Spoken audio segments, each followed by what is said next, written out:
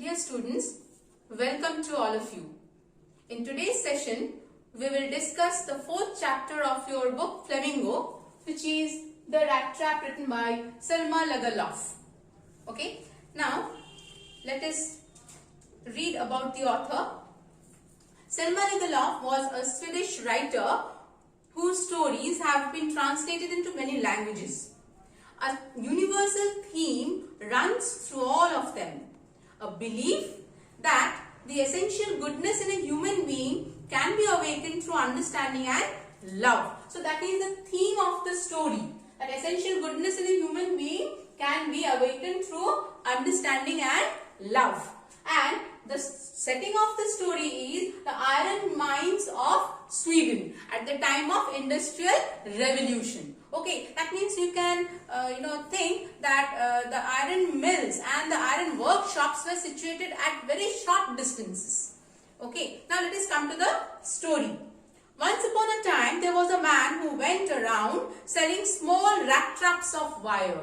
So in the very first line, we get some idea about the title of the story, which is the rat trap. What is a rat trap? Very simple. It is a trap which is set for the rats. Okay. Now we put some food stuff or the what you call bait for the rats to get tempted and to enter the trap. Okay. As soon as the rat enters, the door closes for it forever and then the rat is killed inside. So that is a rat trap. Let us see how is it related to our story.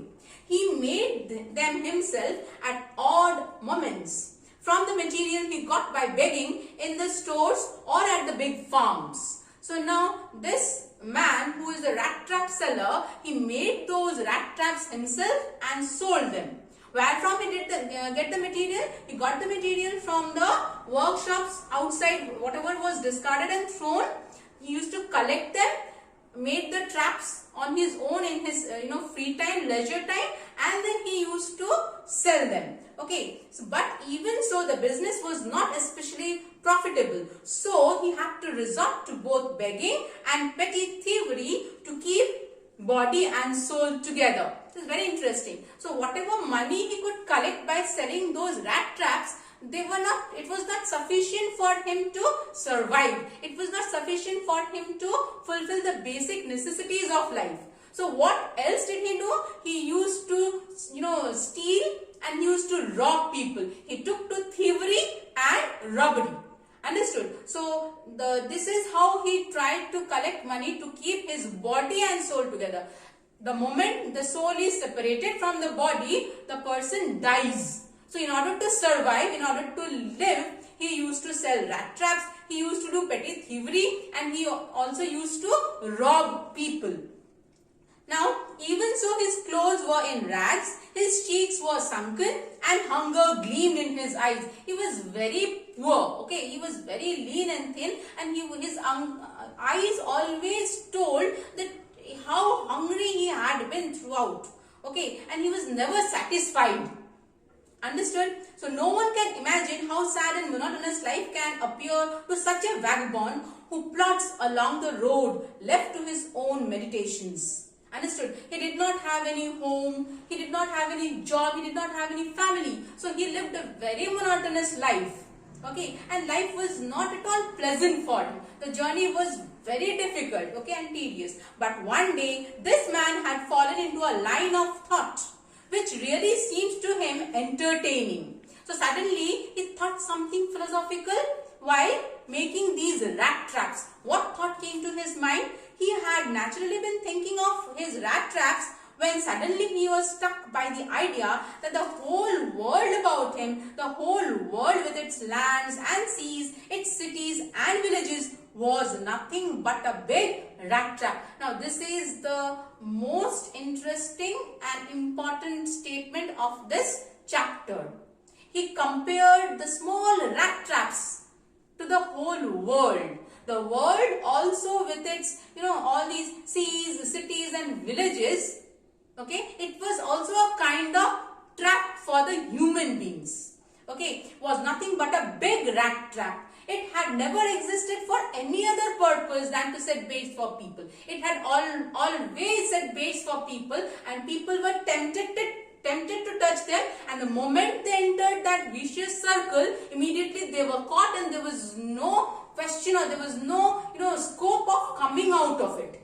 Okay, this idea came to his mind suddenly one day. It's just like this. Okay, the bait that the world has set for us, and we are encircling, some of us are encircling around it, and some of us have entered into it, and we are trapped.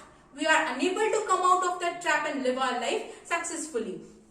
It offers riches and joys, shelter and food, heat and clothing. These are the baits for human beings. What are they? Let us quickly check out. Riches and joys, shelter and food, heat and clothing. These are the baits which tempt us, okay, which allures us, and then we enter that vicious circle, and the door closes forever, and the prison is impenetrable. That we'll come to know very shortly. Okay, next. So it became a cherished pastime. Sorry dear. The world had of course never been very kind to him. So it gave him unwanted joy to think ill of it in this way. Since he received very sour faces, as it is called later by the writer, that he was not welcomed by people. People always, had driven him away. Okay, who are you? Why have you come? Every day you come for one thing or the other. Get away from here. So he was driven away by people at every junction of his life. So it became a cherished pastime of his during many dreary plodding. That means, difficult times when progress was very slow, and it was very tiring for him too to think of people he knew who had let themselves be caught in the dangerous snare. Snare is a trap. And of others who were still circling round the bait. So he used to draw some pleasure by thinking that they are hurting my feelings, they hurt my feelings, and in turn they are also getting that, life is not happy for them because of this rat trap. They are also getting trapped, and they will also have their own share of displeasure. Okay, so that gave him immense joy to think. One dark evening, as he was trudging along the road, he caught sight of a little grey cottage by the roadside. So he came across a grey cottage, and he knocked on the door to ask shelter for the night. He wanted to stay for the night. This time, let me see what happens. Nor was he refused. Instead of the sour faces which ordinarily met him, the owner, who was an old man without wife or child, was happy to get someone to talk to in his loneliness. So this was perhaps the first time in his life that he was not driven away. He did not meet a sour face. Somebody greeted him. Somebody welcomed him. Why? Because that owner of that grey cottage, he was living all alone. He was also suffering because of his loneliness. So he also wanted a company, a person to talk to whom he could share his feelings. So he greeted him very happily. And then, instead of the sour faces which ordinarily met him, the owner was an old man without wife or child, was happy to get someone to talk to in his loneliness. Immediately, he put the porridge pot on the fire and gave him supper. Then he carved off such a big slice from his tobacco roll that it was enough both for the stranger's pipe and his own. So not only did he allow him to settle for the night, but also he offered some supper to him, the porridge, and in addition to it, he also gave his share of tobacco. So he was very generous in treating him. He was very hospitable, you can say. So finally, he got out an old pack of cards and played mulest with his guest until bedtime. So he had a very pleasant time spending with the owner of that grey cottage. The old man was just as generous with his confidences as with his porridge and tobacco. So the owner of the cottage, who was a crofter, he not only offered him food, okay, he also shared his confidential life with him. That is very significant here. Let us see. The guest was informed at once that in his days of prosperity, his host had been a crofter at Ramshaw Iron Works and had worked on the land. So the crofter, okay, the owner of the cottage was a crofter, and in his young days, he had, worked in Ramshaw Iron Works, and he also had worked on land. Okay, so he had physical, power at that time, strength and he worked very hard and earned money. Now that he was no longer able to do day labor, it was his cow which supported him. So at present, because he was old, he was unable to put in any labor in the field, or he could not work in the iron mills. So he had a cow which supported him to earn his livelihood. How let us see? Yes, that Bossy was extraordinary. Bossy is the cow. It refers to the cow. She could give milk for the creamery every day. And last month, he had received all of 30 kroner in payment. So this is the secret that he discloses in front of the stranger. That the previous month, he had earned, the crofter had earned 30 kroners. Okay. Out of, in lieu of the milk that he had supplied to the creamery. Understood? So this is the secret that he told him. The stranger must have seemed incredulous. Okay, unbelievable. For the old man got up and went to the window, took down a leather pouch which hung on a nail in the very window frame, and picked out 3 wrinkled 10 kroner bills. Understood? Now, when the crofter was sharing his secrets, telling that he had earned 30 kroners, perhaps this vagabond, this rat trap seller, he did not believe. He gave such an expression which made the old man think that, am I not trustworthy? Then I will show you my 30 kroners. So he immediately went to the window, took out 3 10 kroner notes from that leather pouch and showed him, see, these are the 30 kroners that I have earned the previous month by selling milk. Understood? Now that was again the second mistake I think he had done. These he held up before the eyes of the guest, nodding knowingly. So he held 30 kroners before the eyes of the guest, remember, and nodding knowingly, and then stuffed them back into the pouch. Okay, and then again put them into the back in the pouch and let the pouch hang on the nail of the window. The next day, both men got up in good season. Good season means good mood. Okay, early in the morning, both of them woke up. The crofter was in a hurry to milk his cow, and the other man probably thought he should not stay in bed when the head of the house had gotten up. So out of courtesy only, this vagabond, the rat trap seller, also got up because the owner of the cottage had also began his day's journey. They left the cottage at the same time. The crofter locked the door and put the key in his pocket. The man with the rat traps said goodbye and thank you, and thereupon each went his own way. So both of them went in different directions to continue with their day's work. But half an hour later, the rat trap peddler stood again before the door. He did not try to get in, however.